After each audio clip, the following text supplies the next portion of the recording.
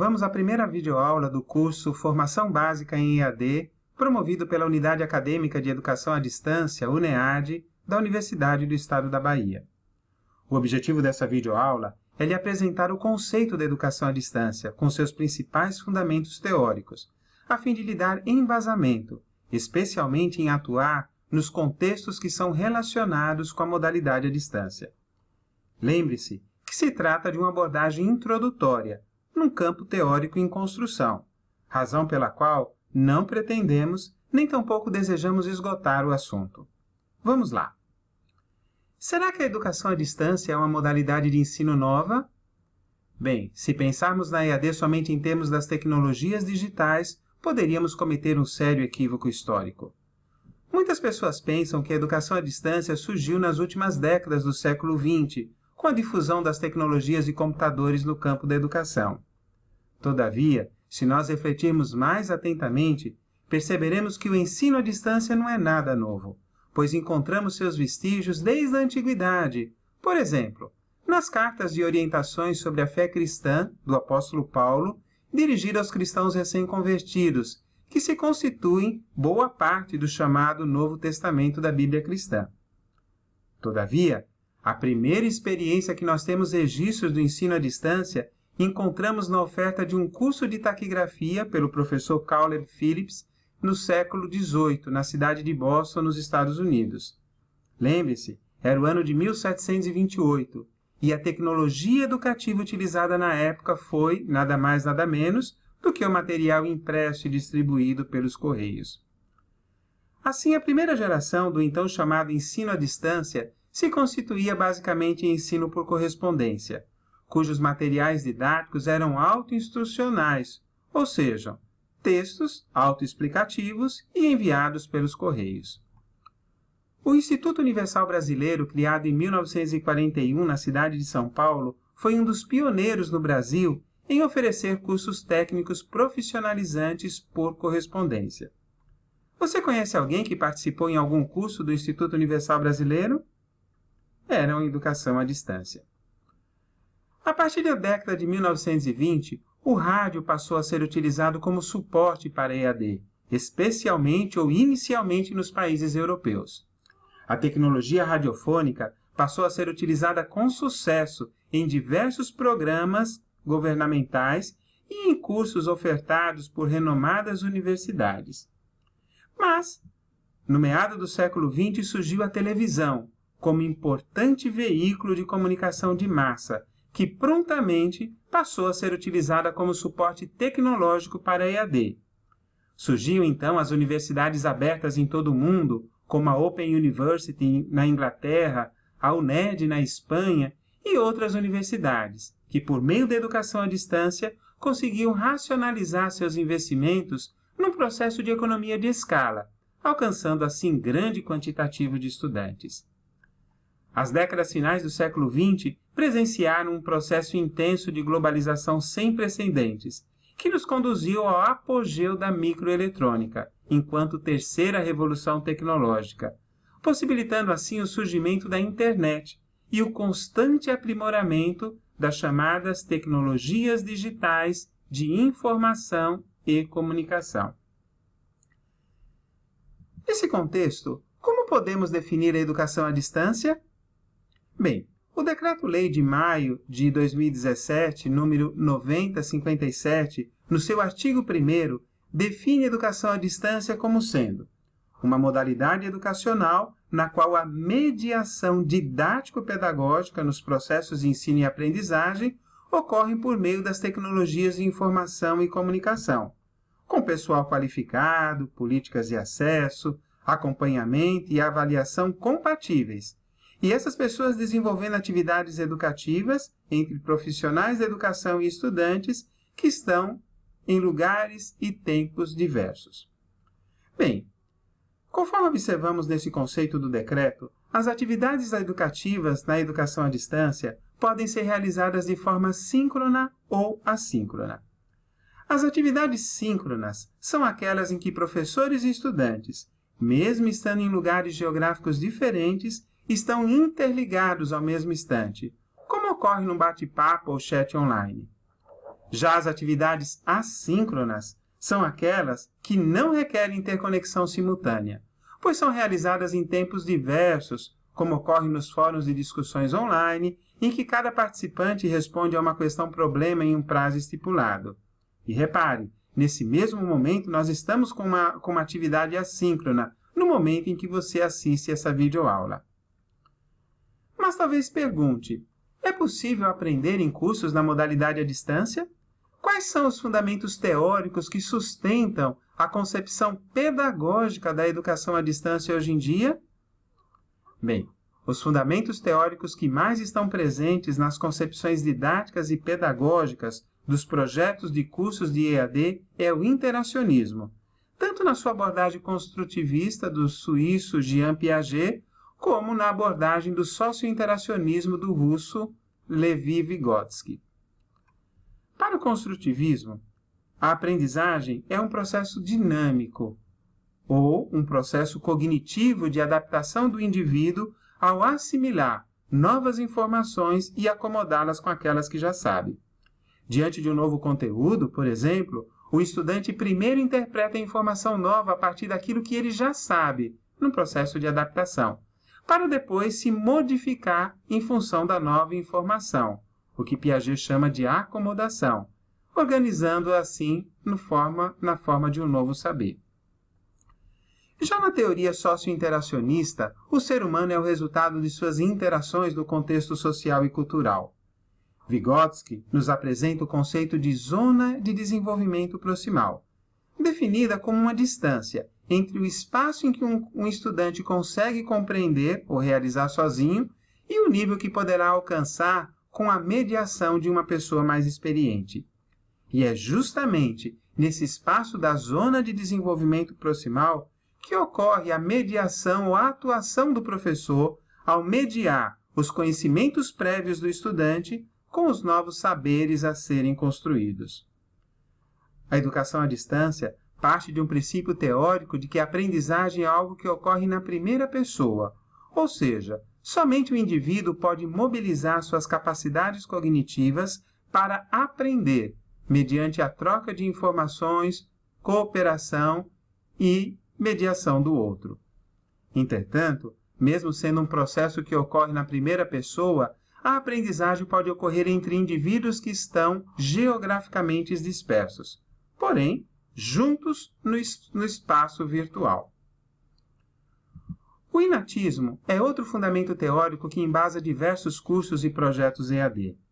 Essa corrente teórica está fundamentada no racionalismo filosófico de René Descartes, que defende a autoaprendizagem como algo inato ao ser humano, cabendo ao professor a tarefa de despertar o desejo pelo aprendizado em seus estudantes.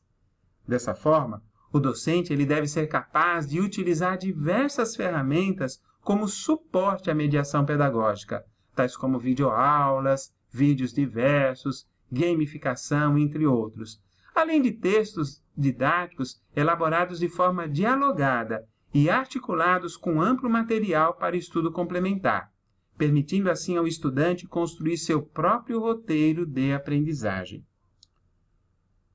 As teorias que abordam a interação que se estabelece nos ambientes virtuais de aprendizagem nos ajudam a compreender o papel dos professores e tutores como parte de uma equipe polidocente na educação à distância.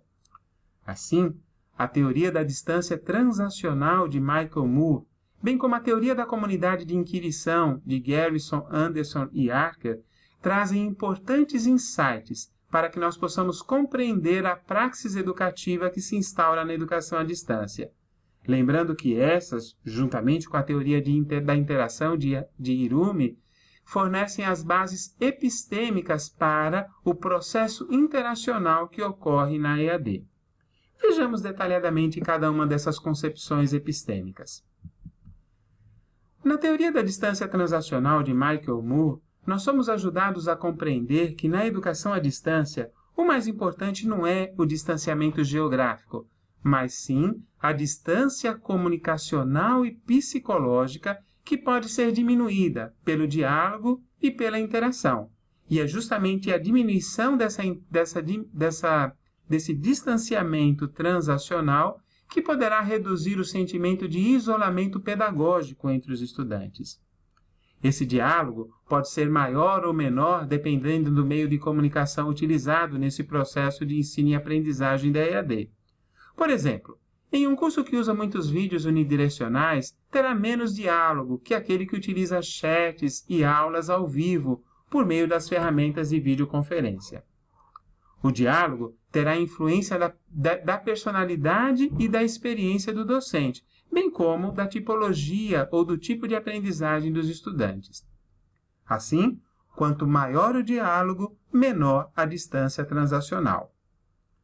Dessa forma, a teoria da distância transacional nos diz que precisamos promover a redução do distanciamento comunicacional e psicológico com os estudantes na EAD. Talvez esteja perguntando, de que forma? Primeiro, por meio da instauração do diálogo, o diálogo mediatizado pelas tecnologias digitais de informação e comunicação, e instaurado, por exemplo, no material didático, quando elaborado de forma dialogada, bem como nos chats, nos fóruns e nas devolutivas que são realizadas aos estudantes. Percebam que, de fato, é possível reduzir a distância transacional pela utilização das ferramentas comunicacionais disponibilizadas nos ambientes virtuais de aprendizagem. O design educacional do AVA é algo que pode exercer um efeito positivo ou perverso na distância transacional. Repare o que pode ocorrer quando o estudante se depara com um ambiente virtual de aprendizagem confuso, em que não consegue encontrar as informações que necessita. Bem, essa falha técnica na concepção visual contribui para o incremento da distância transacional e pode resultar em que o estudante desista do curso, impactando assim gravemente nos índices de evasão. Assim, é imprescindível que os professores conteudistas estejam atentos à forma como estruturam os conteúdos pedagógicos dos ambientes virtuais de aprendizagem. Trata-se, assim, de um papel relevante que a docência online não pode se esquivar. Outro aspecto da mediação pedagógica abordado pela teoria da distância transacional se relaciona com a ajuda que toda a equipe polidocente necessita fornecer para que os alunos alcancem sua autonomia, visto que os alunos, via de regra, não estão preparados para uma aprendizagem independente. Nesse sentido, orientações precisas, lembretes de prazos e datas são oportunas, especialmente para aqueles que são imigrantes digitais e estão aprendendo a dominar esta linguagem. Outro aporte significativo que nos ajuda a pensar os fundamentos da mediação pedagógica online nós encontramos na teoria da comunidade de inquirição, que trata especificamente da ação educativa nos ambientes virtuais na perspectiva da presença social, presença de ensino e presença cognitiva. A presença social ocorre nos ambientes virtuais de aprendizagem quando os professores e tutores estão ali incentivando, estimulando a construção coletiva do conhecimento. Já a presença de ensino, ela é percebida, por exemplo, nas orientações de leitura, nas explanações de videoaulas como essas, nas mediações que os professores e tutores realizam nos chats e nos fóruns de discussões. Por fim, a presença cognitiva ela é evidenciada ao apoiar os estudantes na sua construção do conhecimento, apontando, por exemplo, os possíveis acertos e os possíveis desacertos. Quando nós sobrepomos as presenças de ensino social e cognitiva, nós vamos proporcionar uma experiência educacional, como observamos nessa figura. Vemos aqui que a sobreposição da presença de ensino e social favorecem a criação de um clima de aprendizagem, enquanto que a presença social e cognitiva dão suporte ao estudante. Já a junção da presença de ensino e cognitiva possibilitam a seleção de conteúdos apropriados para a aprendizagem. E aí, no bojo dessas três facetas da presença online, nós temos como resultado a experiência educacional efetiva. A pergunta que podemos fazer é: até que ponto estamos possibilitando isso? Como professores e tutores, como anda a nossa presença de ensino, presença social e presença cognitiva? Certamente, nós precisamos constantemente refletir sobre isso em nossa praxis educativa online. Outro recorte epistêmico que nos ajuda a refletir no fundamento da educação à distância, principalmente no papel da docência virtual, nós encontramos em Irumi, ao delinear 3 possíveis níveis de interação na EAD, conforme observamos nessa figura. No nível 1, nós temos as interações internas do estudante, que ocorrem quando trabalham sozinhos, assim como em pares ou pequenos grupos. Trata-se do seu processo de autorregulação e é construído com base na sua interpretação e construção de uma dada realidade. É importante observar que esse nível de interação individual pode ocorrer quando nós proporcionamos ao que os estudantes postem, por exemplo, suas reflexões num fórum de discussões, ou mesmo quando apresentem em uma tarefa uma síntese comentada sobre um determinado assunto em pauta. No nível 2, nós temos as interações humanas e não humanas, fundamentadas na sua interação com a interface ou com o ambiente virtual de aprendizagem utilizado. Para que as interações humanas e não humanas ocorram satisfatoriamente, é preciso que o ambiente virtual de aprendizagem tenha um design de interface que permita aos estudantes manipular as ferramentas eletrônicas, visualizar facilmente os conteúdos e interagir com os outros, conforme já comentamos anteriormente. De fato, nós precisamos sempre nos perguntar até que ponto o design educacional que utilizamos no ambiente virtual de aprendizagem está promovendo ou dificultando tais interações. Por meio do ambiente virtual de aprendizagem, são possibilitadas interações humanas subdivididas em aluno-professor, nas diversas instâncias de mediação, aluno-aluno, sem a presença do professor, como, por exemplo, um trabalho realizado em grupo, ou aluno e outras interações fora do ambiente, com amigos, especialistas, mentores e assim por diante.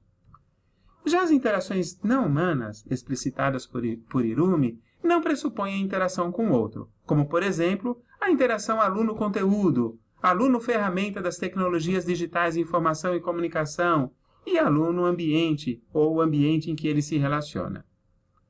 Percebemos que nesse nível 2, o papel da mediação pedagógica online é crucial para que as interações humanas e não humanas ocorram de forma a promover o processo de aprendizagem.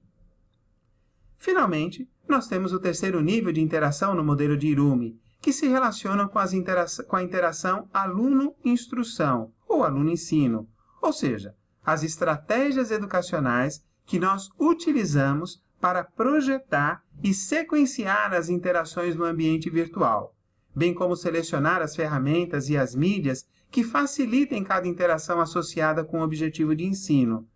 Não somente isso, mas também associada com a filosofia educacional, com as nossas crenças epistemológicas, sem desconsiderar, obviamente, o PPC, o projeto pedagógico do curso. Todavia, ao selecionar essas estratégias educacionais, nós precisamos tomar cuidado para evitar transpor para o ambiente virtual aquilo que fazemos bem no ensino presencial.